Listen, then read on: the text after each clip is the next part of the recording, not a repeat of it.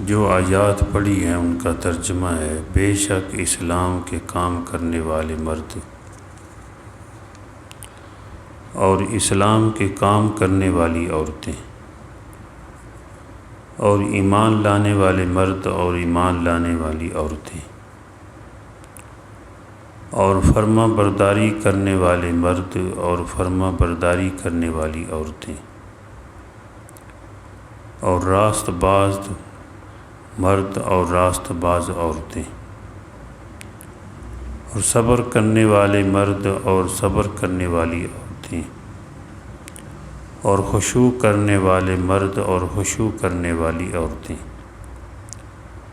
اور خیرات کرنے والے مرد اور خیرات کرنے والی عورتیں، اور بکثرت خدا کو یاد کرنے والے مرد اور یاد کرنے والی عورتیں، یعنی اللہ کو۔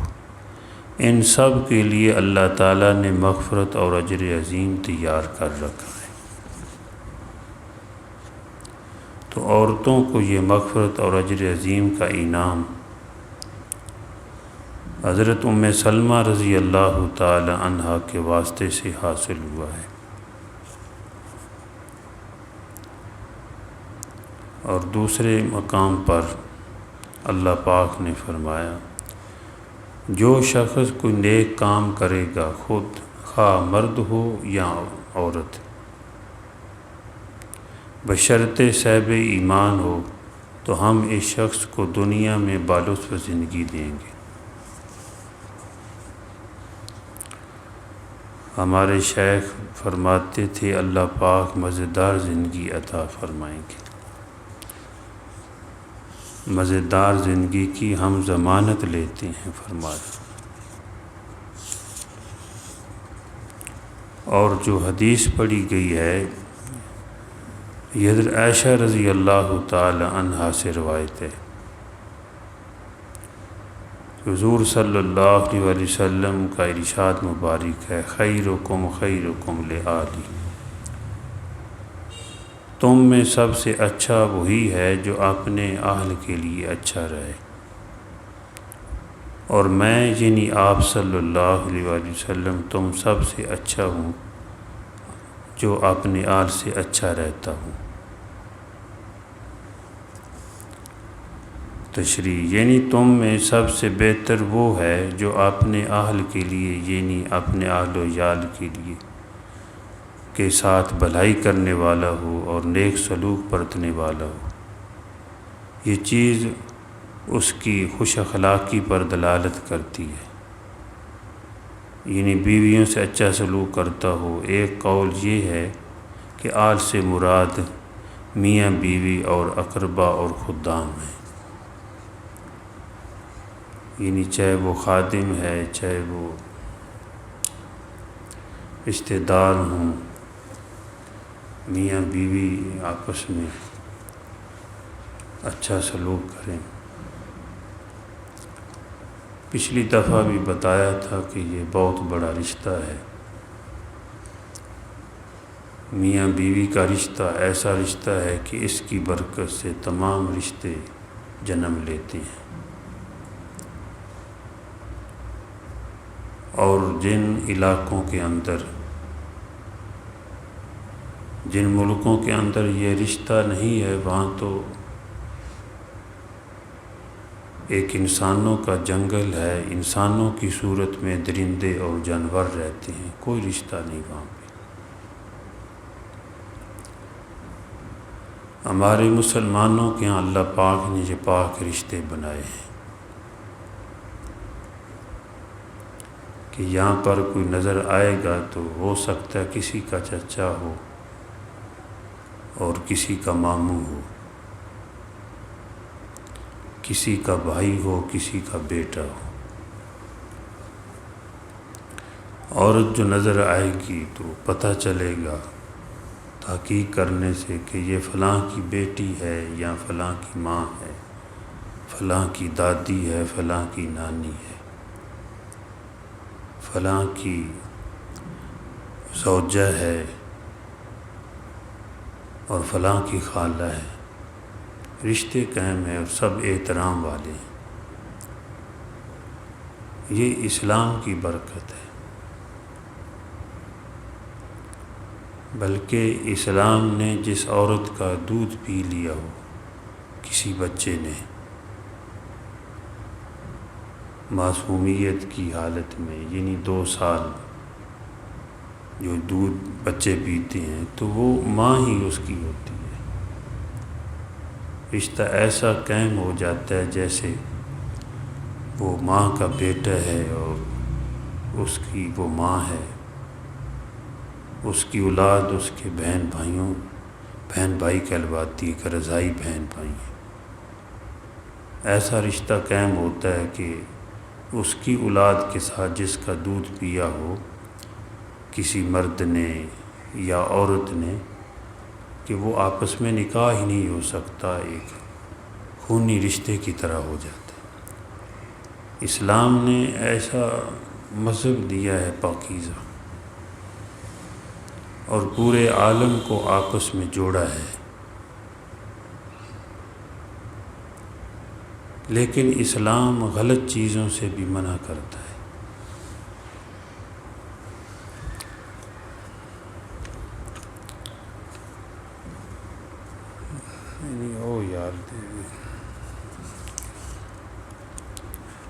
آپ صلی اللہ علیہ وسلم نے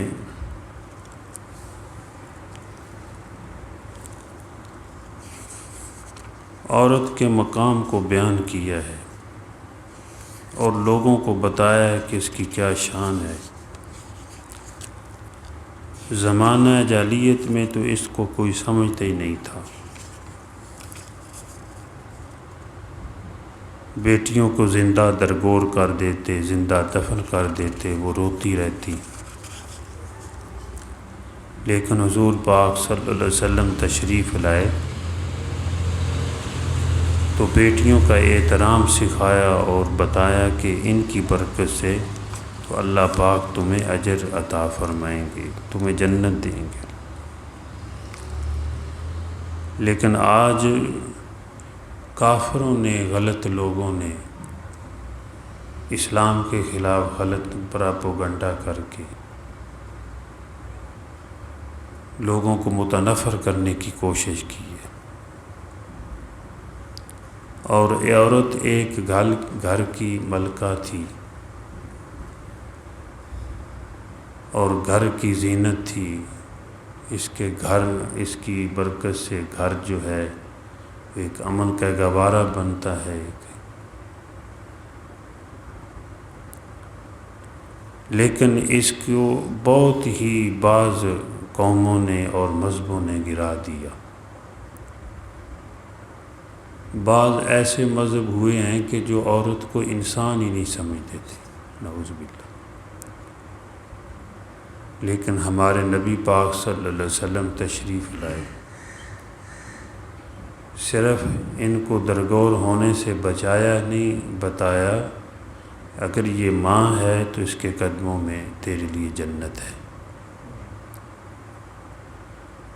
کہ بہت بڑا مقام ہے اس کا۔ جنت آسمانوں سے اوپر ہے، عرش کے نیچے ہے، 100 جنتیں جو درجات ہیں بڑی بڑی، اللہ پاک جنت الفردوس بھی ہے۔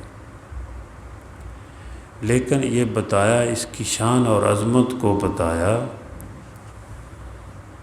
کہ اس کے قدموں میں جنت ہے، اس کی عظمت کو اوپر لے گئی، سب سے نیچے جنتیں۔ اتنی بڑی شان بتائی کہ جب یہ ماں ہوتی ہے اور جب یہ بیٹی ہوتی ہے، حضور نبی کریم صلی اللہ علیہ وسلم نے ایک حدیث میں ارشاد فرمایا کہ جس کی 3 بیٹیاں ہوں اور ان کی تربیت کرے،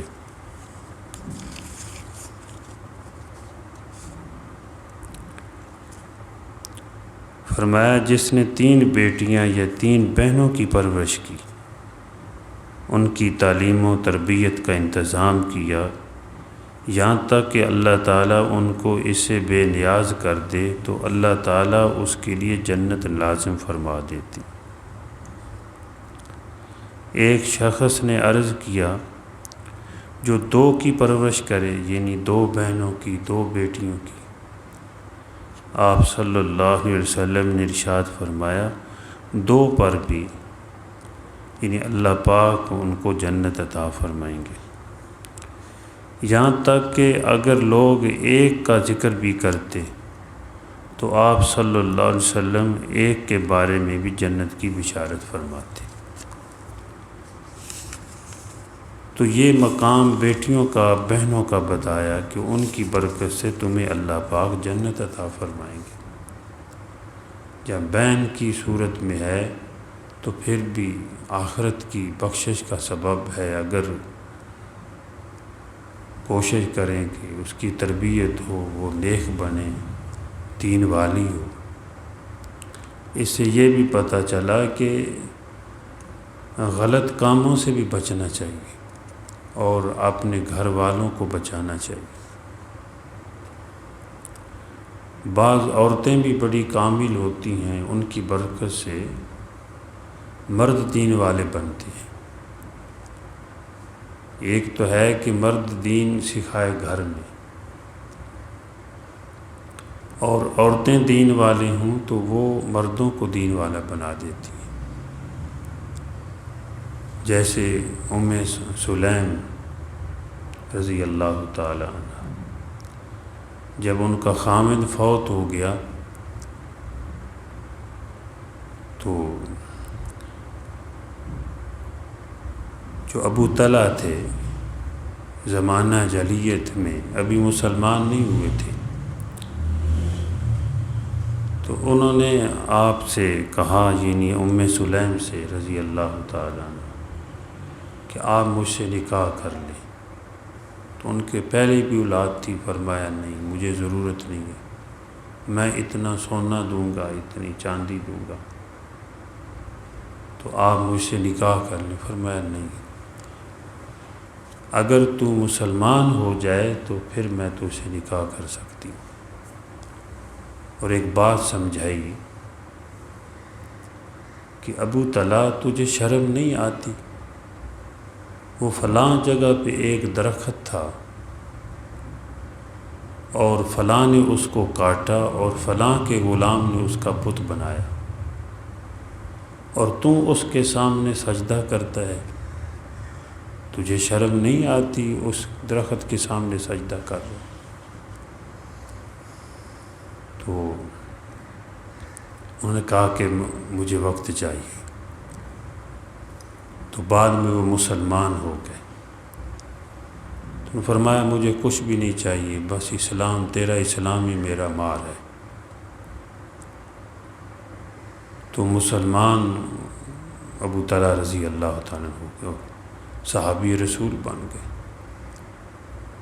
اپنے بیٹے کو بھی حضور صلی اللہ علیہ وسلم کی خادمیت کے لیے بھیج دیا اور چھوڑا، اور دعائیں کرائیں حضرت انس بن مالک رضی اللہ تعالیٰ عنہ کے لیے۔ تو عورتوں نے بھی مردوں کو دین سکھایا ہے۔ بلکہ میں رات کو پڑھ رہا تھا کہ ایک صحابی رسول آئے رسول اللہ صلی اللہ علیہ وسلم کے پاس، عرض کیا یا رسول اللہ صلی اللہ علیہ وسلم، میری بیوی جب میں گھر آتا ہوں تو کہتی ہے مرحبا سردار، خوش آمدید گھر والوں کے سردار۔ میں جب گھر آتا ہوں تو مجھے اس طرح وہ خوش کرتی ہے،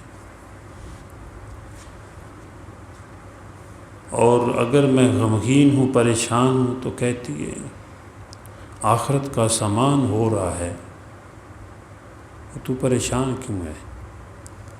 یعنی میری پریشانی دور کرنے کی کوشش کرتی ہے۔ تو فرمایا یہ عورت تو دین کے کاموں میں لگی ہوئی ہے، اور جس نے گھر کو سنبھالا ہوا ہے، گھر کے بارے میں دیکھتی ہے کوئی غلط کام نہ ہو، تو ایسی عورتیں جو دین کے کاموں میں مددگار ہوتی ہیں، فرمایا کہ یہ تو ان کو جہاد کرنے کا آدھا ثواب ملتا ہے۔ لیکن یہ اتنی عظمت والی کہ بہن کی صورت میں ہو تو اللہ پاک اس کی پرورش کی جائے، اس کی تربیت کی جائے تو جنت عطا فرماتے ہیں۔ بیٹی کی صورت میں ہو تو اللہ پاک اس کی تربیت اور اس کا نکاح کرنے پر اور بعد میں خیال رکھنے پر جنت عطا فرماتے ہیں۔ اسی طرح اگر ماں کی بہن ہے تو اس کے ساتھ بھی ماں والا سلوک ہو، اچھا ہو۔ یہی تعلیم حضور نبی کریم صلی اللہ علیہ وسلم نے دی ہے۔ تو یہ عظمت دی، اور گھر کے اندر اگر عورت اپنے گھر کا کام کرتی ہے، میں نے ایک حدیث پڑھی ہے، کافی عرصہ ہو گیا ہے، جامعہ اشرفیہ کے بزرگ تھے جنہوں نے لکھی کتاب، اس میں کہ عورت اگر اپنے گھر میں جھاڑو دیتی ہے، ساتھ ذکر کرتی ہے، تو ایسے جیسے کہ بیت اللہ میں جھاڑو دے رہی ہے۔ جھاڑو دیتے ہوئے کلمہ پڑھ لیتی ہے، درود شریف پڑھ لیا۔ ایسے ہی فرمایا کہ اگر روٹیاں پکا رہی ہے تو پیڑا کرتے ہوئے، روٹی پکاتے ہوئے ساتھ چلو بات بھی کرتی ہے، ذکر بھی کر لیتی ہے، بسم اللہ پڑھ لیتی ہے، لا الہ الا اللہ محمد الرسول اللہ پڑھ لیتی ہے، اور کوئی اللہ کا ذکر کر لیتی ہے۔ تو فرمایا یہ ایسے جیسا کہ روٹیاں پکا کے حاجیوں کو کھلا رہی ہے، اللہ پاک اتنا ثواب عطا فرماتے۔ اور یہ شان دی اس کو کہ مرد کے بارے میں اور بیوی کے بارے میں حضور نبی کریم صلی اللہ علیہ وسلم نے ارشاد فرمایا کہ اگر محبت کی نگاہ سے دیکھے گا مرد اپنی بیوی کو، اور بیوی مرد کو محبت کی نگاہ سے دیکھے گی، تو اللہ جل جلالہ دونوں کو محبت کی نگاہ سے دیکھتے ہیں۔ آج معاشرے میں اس جوڑ کی بڑی ضرورت ہے۔ اللہ معاف فرمائے، دنیا کی چہل پہل کو دیکھ کر اور یہ دنیا کے لالچ میں اور مال کی ہرس میں آج فساد ہو رہے ہیں۔ پہلے لوگ انسانیت کو دیکھتے تھے کہ کوئی اچھا انسان مل جائے، آج تو اللہ معاف فرمائے ایسے بھی لوگ ہیں کہ یہ نہیں پتہ اس کی زندگی حیوانوں کی طرح ہے، لیکن دولت کو دیکھ کر بیٹیوں کو دے دیا، اور بعد میں پریشان ہوتے ہیں، پتہ ہی نہیں ہے کہ کیسی اس کی زندگی ہے، عجیب و غریب ظلم و ستم ہوتا ہے۔ اور بعض عورتیں ایسی ہوتی ہیں کہ ان کے خامد عالم، حافظ، نمازی، ذکر کرنے والے، دعائیں کرنے والے، چاہے وہ سوئی ہوتی ہیں ان کے لیے دعائیں کرتی ہیں، کہ وہ ناشکری کرتی ہیں، حالانکہ کتنی بڑی نعمت ہے ایک عورت کا خامد عالم ہو، ایک عورت کا خامد ذکر کرنے والا ہو، نماز پڑھنے والا ہو، سلام کرنے والا ہو، کتنی بڑی نعمت ہے۔ حضور نبی کریم صلی اللہ علیہ وسلم گھر میں تشریف لاتے تو سلام کرتے اور مسکراتے ہوئے آتے، تو مائی صاحبہ آگے سے شعر پڑھ کے عائشہ صدیقہ رضی اللہ تعالی خوش کرتی، اور اس شعر کا مطلب یہ ہے کہ ایک میرا سورج ہے، ایک آسمان کا سورج ہے، لنا شمس وللآفاق شمس وشمسی شمس السماء، کہ ایک میرا سورج ہے، ایک آسمان کا سورج ہے، اور میرا سورج آسمان کے سورج سے بہتر ہے، شمسی خیر من شمس السماء،